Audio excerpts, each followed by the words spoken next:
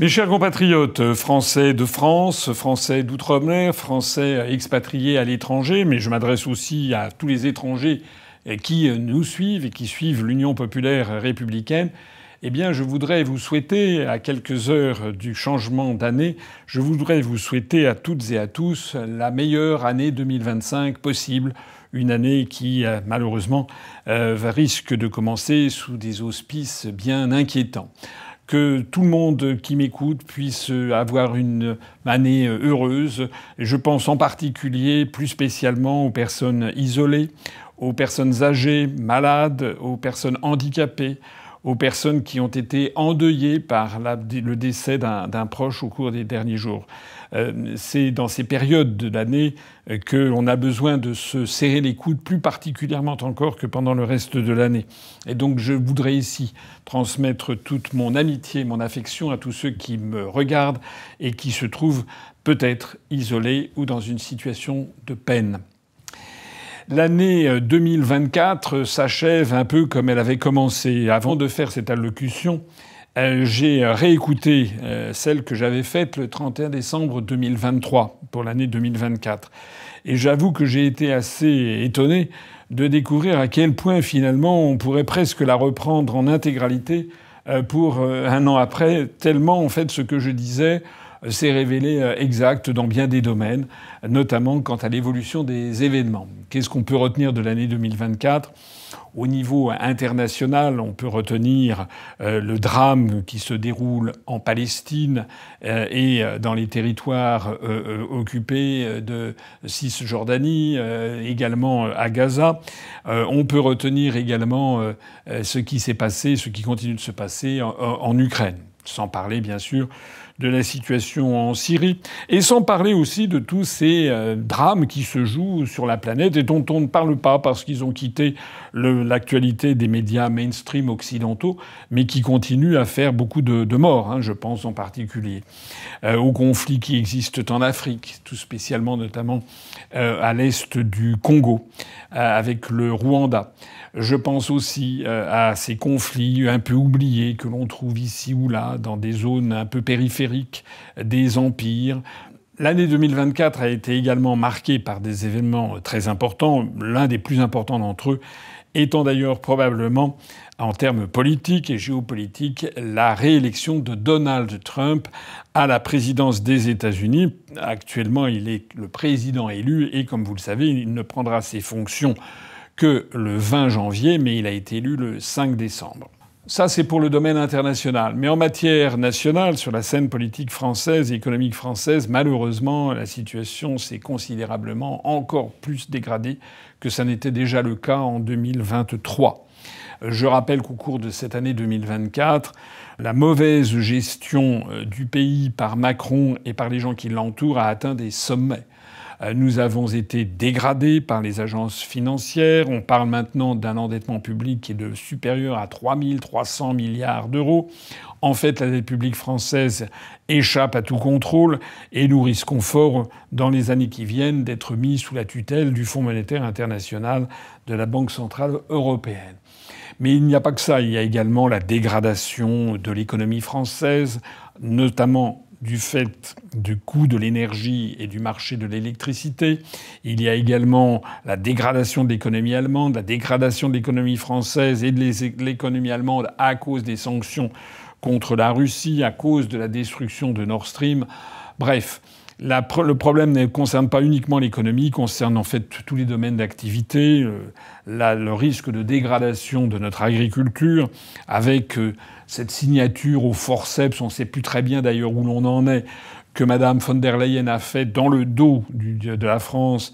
Elle est allée signer le traité de libre-échange entre l'Union européenne et le Mercosur, au nez et à la barbe de l'intérêt le plus fondamental de nos agriculteurs, des agriculteurs français, et également de quelques agriculteurs d'autres pays européens d'ailleurs, avec, bien entendu, et comme d'habitude, l'absence de réaction ferme du gouvernement français et l'absence de réaction ferme de Macron. J'ai déjà eu l'occasion de dire ce que j'aurais fait à sa place.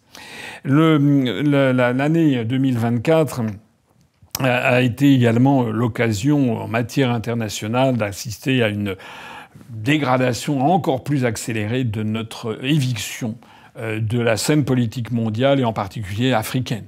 Je rappelle que le ministre des Affaires étrangères s'est rendu au Tchad et au Sénégal, et le bilan de son déplacement a été que suite à ça, suite aux propos offensants qu'il avait tenus à ses hôtes, et en particulier les relents néocoloniaux qu'il tient, eh bien le Tchad puis le Sénégal ont décidé de faire demander aux derniers soldats français qui existaient encore de partir. Le bilan de Macron est un désastre absolu dans tous les domaines. C'est encore pire qu'en 2023. 2023 était pire que 2022. 2022 était pire que 2021, etc. Alors, face à ça, il nous appartient de voir maintenant l'avenir. Qu'est-ce que nous réserve l'année 2025 ? En matière internationale, évidemment, il va y avoir la prise de fonction de Donald Trump. Et à cet égard, je voudrais faire part de mes préoccupations sur les dernières déclarations de Donald Trump et d'Elon Musk, qui est un peu son ombre portée. Ça fait jaser d'ailleurs à Washington et aux États-Unis de voir l'influence qu'Elon Musk a prise sur Donald Trump.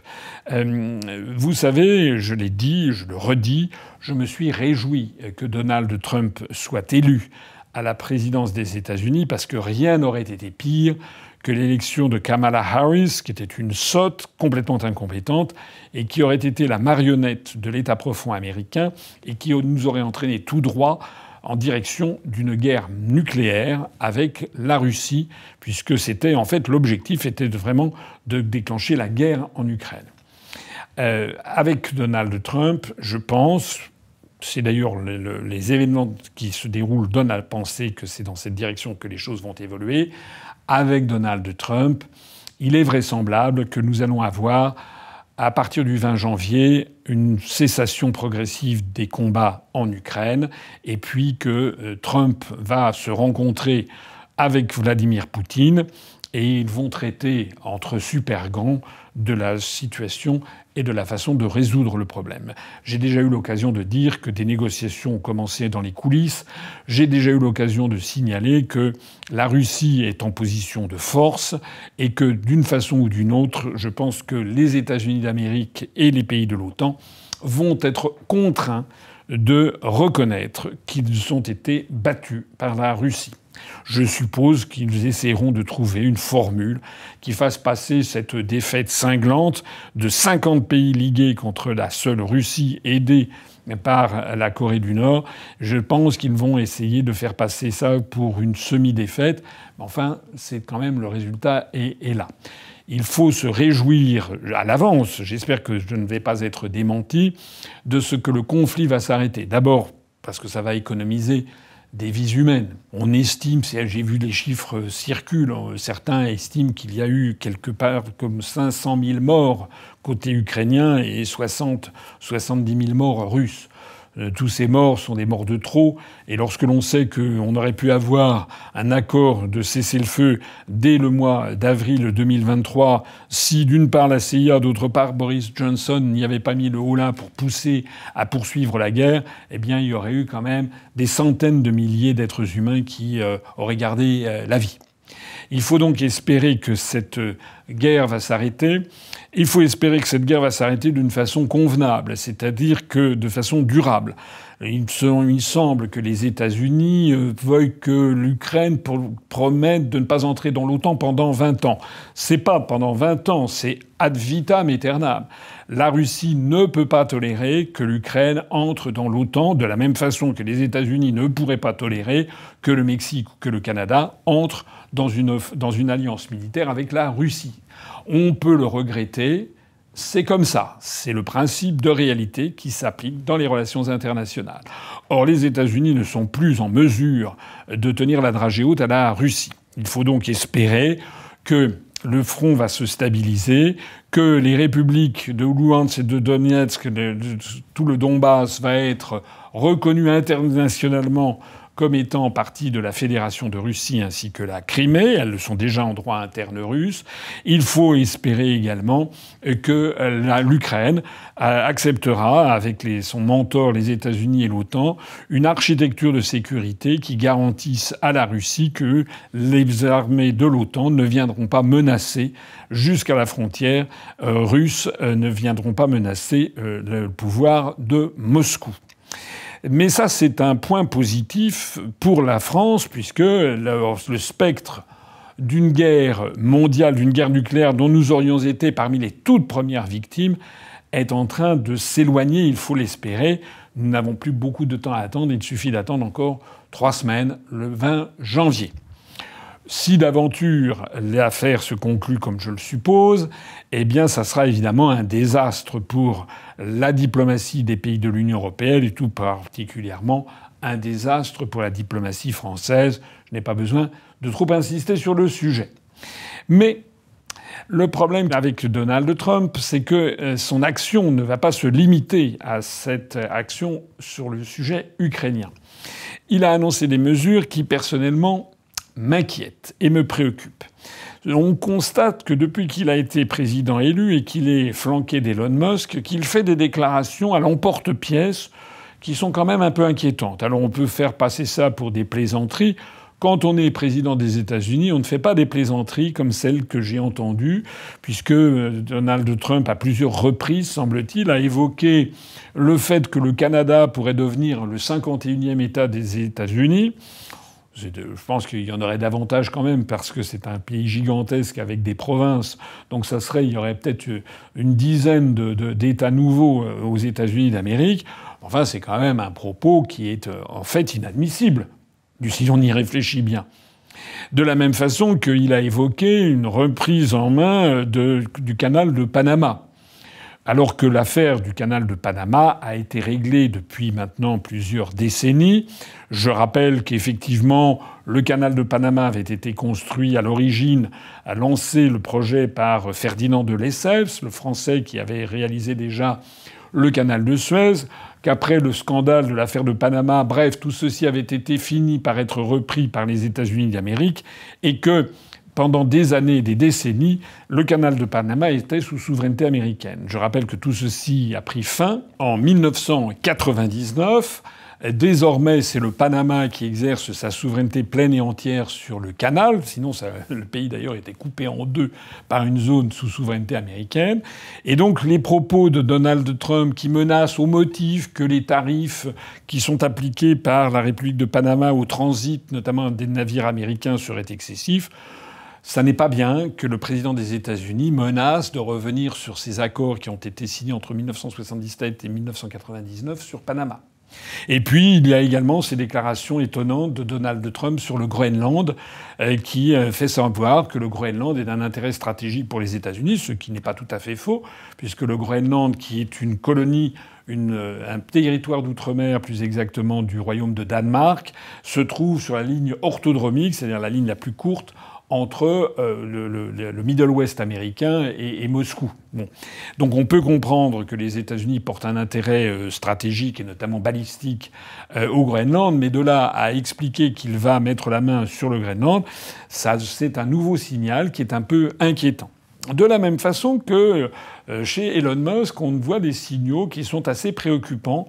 On a l'impression de quelqu'un qui, effectivement, il a pour la première fois dans l'histoire de l'humanité, c'est un être humain qui possède plus de 400 milliards de dollars. Il a une fortune qui est 2 fois celle de Bernard Arnault, du fait notamment du renchérissement des actions qu'il possède, notamment dans SpaceX. On voit que M. Elon Musk, il a à la fois le pouvoir médiatique, le pouvoir financier, le pouvoir politique, puisqu'il est devenu quasiment le conseiller numéro 1 du président des États-Unis. Et on voit qu'il fait des déclarations quand même qui sont assez scandaleuses, je tiens à le dire, parce que, par exemple, il prend fait et cause pour les élections en Allemagne, en faisant valoir son soutien à Alternative für Deutschland, le parti dit d'extrême droite allemand. Il a le droit de le penser, mais de là à faire une campagne ouvertement pour un pays souverain qui s'appelle l'Allemagne, je trouve ça un petit peu surprenant. De la même façon qu'il manifeste triste pour Mélanie, il a tout à fait le droit, mais il y a un mélange des genres qui n'est pas agréable. Il y a également un sentiment de toute puissance. D'ailleurs, vous savez que je ne suis pas là à défendre bec et ongle Emmanuel Macron, mais la façon dont Donald Trump s'est comporté lorsqu'il est venu en France, où il a fait une véritable bras de fer, il a tordu le bras au sens physique du terme du président de la République française, qui est quand même Emmanuel Macron, tout ça n'est pas me gêne. Me gêne parce que on a l'impression d'une équipe qui se sent en fait dépourvue de tous les pouvoirs et qui n'hésite plus à faire part de projets que l'on pourrait qualifier d'impérialistes. Voilà. Le canal de Panama, le Canada, le Groenland, Elon Musk qui explique que les États-Unis ont vocation à attirer à eux toutes les élites européennes et à laisser les médiocres en Europe. Tout ça n'est pas très bon. De la même façon qu'il n'est pas bon d'apprendre par des indiscrétions que Nord Stream, le fameux gazoduc qui a été torpillé par les États-Unis d'Amérique, par l'État profond américain, eh bien qu'il y aurait un investisseur américain qui serait intéressé par racheter Nord Stream, sans doute le remettre en marche.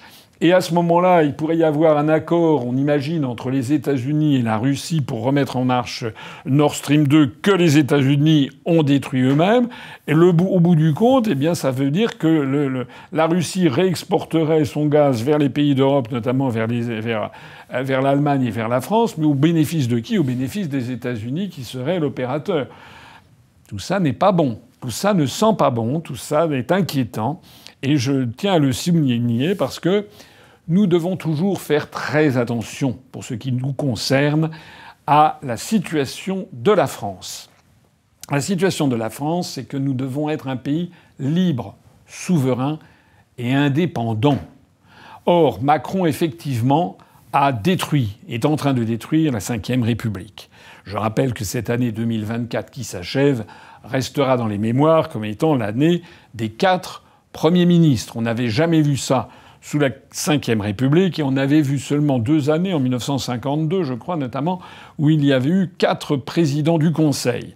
Mais c'était les institutions fragiles de la Quatrième République. Je rappelle que Mme Borne a démissionné le 8 janvier 2024. M. Attal a été nommé le 9 janvier 2024. M. Attal a dû démissionner le 16 juillet 2024 suite à la dissolution qui avait été décidée par Emmanuel Macron dans la foulée des élections européennes, décision complètement délirante, tout le monde en convient désormais, et qui a donné, comme vous le savez, une Assemblée nationale complètement ingouvernable, du fait notamment des alliances contre nature qui ont été passées entre le premier et le deuxième tour. Attal a dû démissionner le 16 juillet 2024 et ensuite Macron a nommé Premier ministre Barnier le 5 septembre. Rappelez-vous, 1 mois et demi sans qu'il y ait un Premier ministre. Il y avait un Premier ministre démissionnaire, on ne savait plus où l'on en était. Barnier a été nommé le 5 septembre 2024 et puis, comme vous le savez, a été censuré du fait d'un projet de budget qui était tout à fait inacceptable d'ailleurs, a été censuré le 6 décembre. J'avais dit lorsque Barnier avait été nommé par Macron que c'était sans doute le moins pire des choix. Malheureusement, j'avais raison, puisque le successeur Bayrou, qui a été nommé le vendredi 13, c'est tout un programme, le vendredi 13 décembre, nous voici le 31 décembre, c'est-à-dire nous voici 18 jours après, il apparaît que c'est un désastre absolu. C'est même plus qu'un désastre, c'est une véritable provocation. Il s'est entouré d'anciens premiers ministres comme Manuel Valls et Madame Elisabeth Borne qui sont vomis par la population française. Le choix du gouvernement Bayrou est incompréhensible. Alors, on en est où? Pour 2025, sans vouloir être grand clair et anticiper nécessairement, jouer les devins, il est quand même assez probable que le gouvernement Bayrou ne va pas tenir la route très longtemps. Vous vous rappelez, quelqu'un a calculé que le gouvernement d'Édouard Philippe avait tenu quelque chose comme 3-4 ans, le gouvernement Castex 2 ans, le gouvernement de Borne 1 an et demi, le gouvernement Attal 8 mois, le gouvernement Barnier 2 mois et demi, et là on est peut-être parti pour un gouvernement d'1 mois et demi. Bon, Alors, qu'est-ce que l'on peut faire face à ça? Je vois qu'un certain nombre de responsables politiques appellent à la démission. J'ai dit que je suis absolument certain, d'ailleurs il l'a dit lui-même, que Macron ne démissionnera jamais pour toute une série de raisons, y compris pour des raisons d'ailleurs de mise en cause judiciaire de son action. Il veut garder jusqu'au bout l'immunité judiciaire.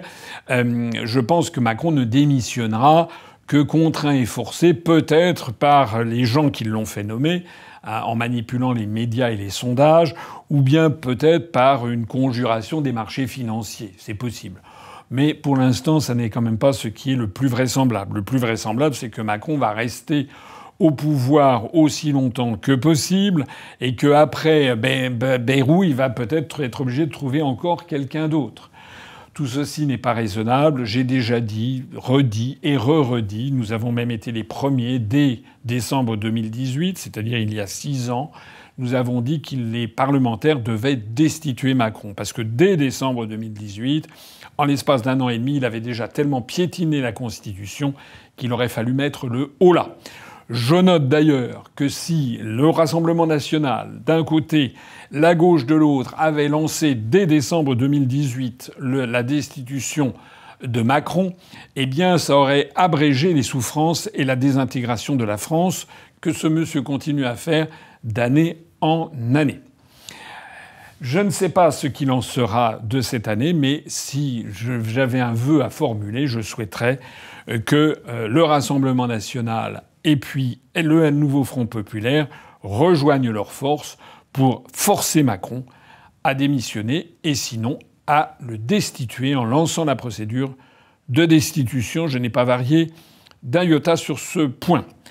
Je note d'ailleurs que si Macron démissionnait ou était destitué, il se poserait toujours le problème, du moins jusqu'en juillet prochain, des élections législatives, puisque la Constitution française interdit jusqu'en juillet qu'il y ait une nouvelle dissolution.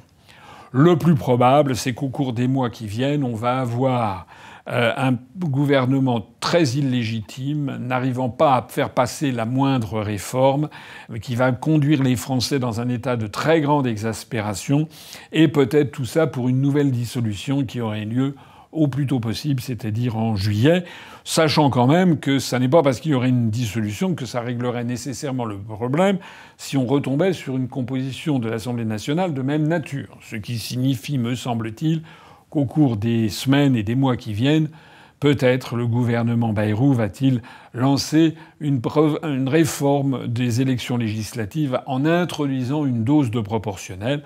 Nous veillerons bien entendu à être présents à ces élections législatives dans la mesure de nos moyens, si tant est qu'il y a cette réforme qui permet d'avoir une dose de proportionnelle pour les partis politiques ayant des pourcentages relativement faibles dans les élections.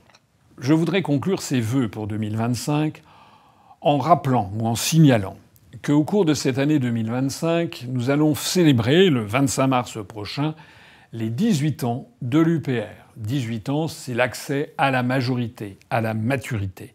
Ça va faire 18 ans, le 25 mars prochain, que j'ai créé l'UPR, le premier parti politique de France, à appeler, sans aucune ambiguïté ni équivoque, à se rassembler pour faire sortir la France, la libérer de l'Union européenne en sortant des traités par l'article 50, c'est-à-dire par la voie juridique, en sortant de l'euro et en sortant de l'OTAN, tout ceci pour rendre aux Français leur souveraineté et leur indépendance nationale.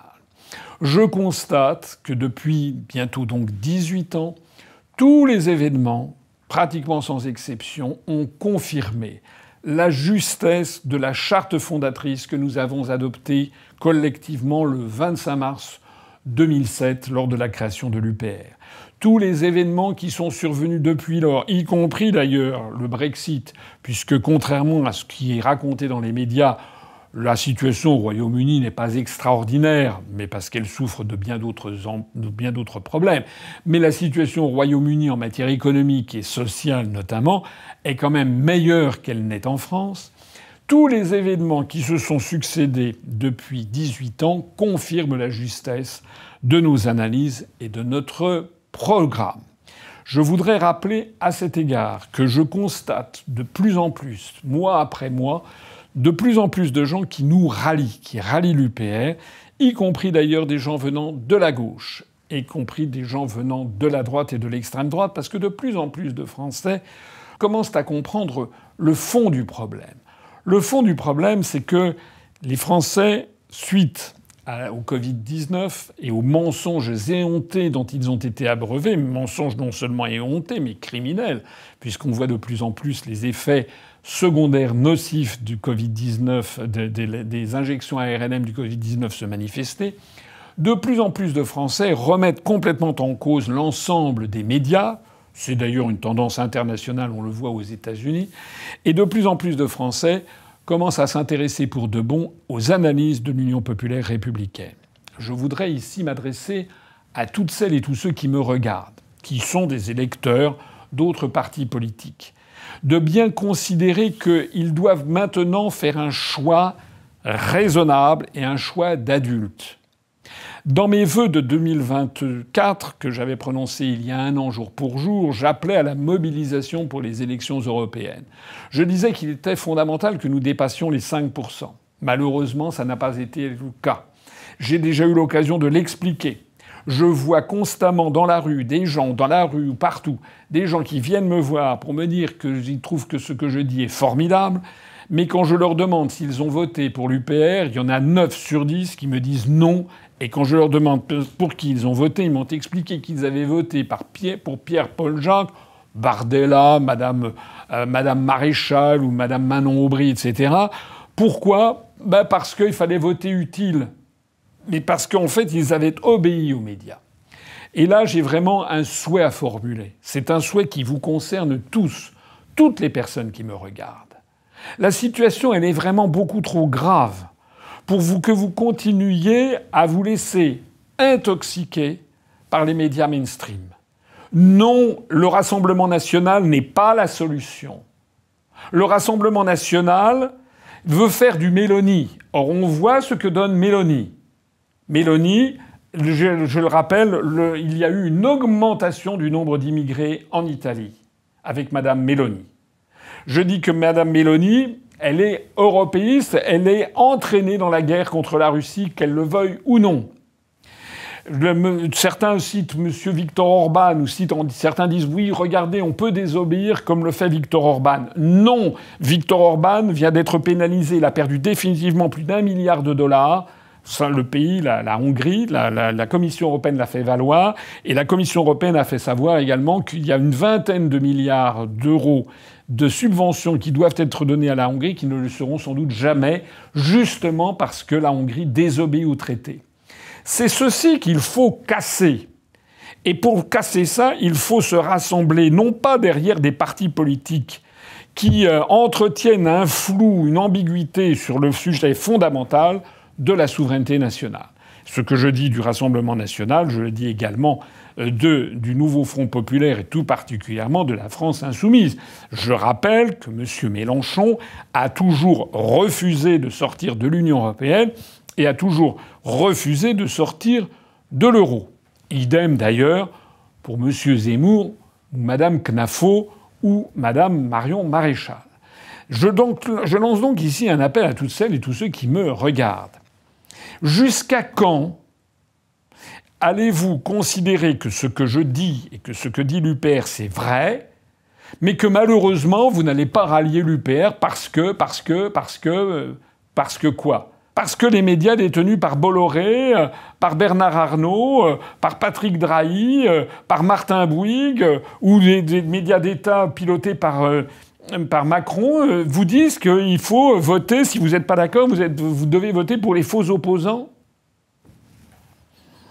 Si, comme j'avais fait le vœu le 31 décembre 2023, si nous avions dépassé 5% aux européennes en 2024, aujourd'hui, nous aurions 5 ou 6 ou 7 députés de l'UPR au Parlement européen qui, à chaque fois que le Parlement européen se réunit, auraient porté la parole du Frexit, se seraient opposés au conflit en Ukraine, se seraient opposés au soutien financier et militaire au régime de Zelensky. Ceux qui ont voté pour la liste du RN, pour la liste de Zemmour ou pour la liste de LFI, en fait, ils ont voté contre ce qu'ils pensaient, puisque nous n'avons aucun eurodéputé français qui propose le Frexit, encore une fois. Alors que ceci serve de leçon pour 2025. Je lance ici un appel, je forme un vœu pour que toutes les personnes qui m'écoutent prennent conscience de ce que le problème numéro 1 de la France, il est là. Il est dans le fait que les Français n'osent pas aller jusqu'au bout de leurs ambitions et de leurs convictions. Lorsque je vois les élections qui ont eu lieu en Roumanie jusqu'à ce qu'elles soient interrompues de façon dictatoriale par l'Union européenne, les élections qui viennent d'avoir lieu en Croatie, les élections qui ont eu lieu en Géorgie, je constate qu'à travers le monde, il y a quand même des peuples qui savent voter contre ce que les médias mainstream leur mettent dans la tête. Comment se fait-il que le grand peuple français soit à ce point hypnotisé par des médias qui leur font croire que les vrais opposants seraient des gens qui veulent rester dans l'Union européenne, dans l'euro et dans l'OTAN. Si j'ai donc un vœu à formuler pour 2025, c'est que, comme on dit dans les Saintes Écritures, les écailles vous tombent des yeux et que vous vous disiez qu'il faut en effet rallier le parti du Frexit. J'ai un autre vœu à formuler. Je voudrais que le Frexit soit rassembleur. Et je voudrais que l'UPR, créé il y a 18 ans, qui ne s'est jamais trompé sur aucun sujet stratégique, et même sur des sujets tactiques, je voudrais que l'UPR soit un lieu de rassemblement où toutes celles et tous ceux qui veulent le Frexit, d'abord et avant tout récupérer notre souveraineté nationale, sachent que c'est à l'UPR qu'ils doivent venir. Et non pas dans toutes ces myriades de copies qui ont eu lieu depuis maintenant des dizaines d'années et qui se sont multipliées. Et encore au cours de l'année 2024, il y a eu encore plusieurs annonces de partis politiques qui se créent et qui d'un seul coup disent qu'il faudrait faire un référendum sur la sortie de l'Union européenne ou qu'il faudrait sortir de l'UE. Mais pourquoi toutes ces initiatives ? Alors que la structure existe, elle est là, c'est l'UPR. C'est l'UPR qui fait les meilleurs scores électoraux, même s'ils ne sont pas très élevés, mais qui fait quand même les meilleurs scores électoraux. Alors que l'UPR est pourtant totalement interdit des médias. Donc je lance ici un appel à toutes celles et tous ceux qui me regardent. Nous allons peut-être avoir des échéances électorales au cours de l'année 2025. Selon toute probabilité quand même, des élections législatives anticipées. Peut-être même une élection présidentielle anticipée, quoique je n'y crois pas trop. Dans cette configuration, nous devons nous rassembler. Nous devons nous rassembler derrière le parti politique qui existe depuis le plus longtemps, qui a apporté à lui seul plus de 90%, 95% de l'appareil analytique et programmatique. Je voudrais d'ailleurs ici rappeler que nous avons un programme et que lorsque je vois un certain nombre de personnes sur les réseaux sociaux qui expliquent que finalement l'UPR n'aurait pas d'autre programme que de sortir de l'Union européenne, je dis à toutes ces personnes qui croient ce mensonge qu'elles tapent sur Internet Asselineau, programme présidentiel 2022 et aussitôt elles tomberont sur un programme qui fait une trentaine de pages où elles découvriront que nous avons un programme dans de très nombreux domaines. Voilà, quels sont mes vœux pour 2025. Je suis absolument convaincu que nous sommes portés par les événements. Je le vois d'ailleurs dans l'envol des adhésions, dans l'envol des dons et des cotisations dont nous bénéficions. Je le vois dans le fait que de plus en plus de gens m'interpellent dans la rue, toujours extrêmement gentiment, toujours en disant « c'est vous qui avez raison », mais si c'est nous qui avons raison, pas seulement moi, mais toutes celles et tous ceux qui m'ont rallié, alors qu'attendez-vous pour nous rallier vous aussi ? Je m'adresse ici aux agriculteurs, je m'adresse ici aux fonctionnaires, je m'adresse ici aux personnels hospitaliers, au personnel de l'éducation nationale, au personnel des services de l'État déconcentrés des services publics. je m'adresse en fait à tous les salariés, je m'adresse aux retraités, je m'adresse en fait à tous les Français qui se rendent bien compte que la situation est en train de dégénérer à toute allure et que pour tenir le manche maintenant, il va falloir avoir à la tête de l'État quelqu'un qui a de l'expérience, quelqu'un qui connaît le fonctionnement de l'État, quelqu'un qui depuis 18 ans n'a pas varié d'un iota sur ses analyses et les analyses se sont révélées exactes. Je terminerai ici en soulignant que l'UPR, qui va bientôt avoir 18 ans, en 18 ans, n'a jamais été en déficit. En 18 ans, n'a jamais été mêlé à une affaire financière de quelque nature que ce soit. Je rappelle que l'UPR, en 18 ans, n'a pas souscrit un seul emprunt bancaire. Si donc les Français veulent redresser la Maison France, à qui doivent-ils confier le gouvernail? À des chefs de partis politiques qui sont au bord de la faillite, qui ont des découverts bancaires faramineux, des emprunts qu'ils n'arrivent pas à rembourser? Ou bien est-ce qu'ils doivent faire confiance à un parti politique qui, du point de vue financier, est impeccable et donne l'exemple de ce que devrait être la gestion du pays lorsqu'il sera question de le redresser? Voilà mes souhaits pour 2025. Maintenant, nous allons avoir le réveillon. Je souhaite beaucoup de joie à ceux qui sont en famille. Je souhaite aussi apporter un peu de joie à toutes les personnes qui m'écoutent si elles sont isolées. Et je vous souhaite à toutes et à tous la meilleure année 2025 possible, une année de paix, une année de redressement, d'abord un redressement moral et psychologique de la nation. Vive la France, vive l'UPR, et que 2025 vous soit le plus profitable à toutes et à tous.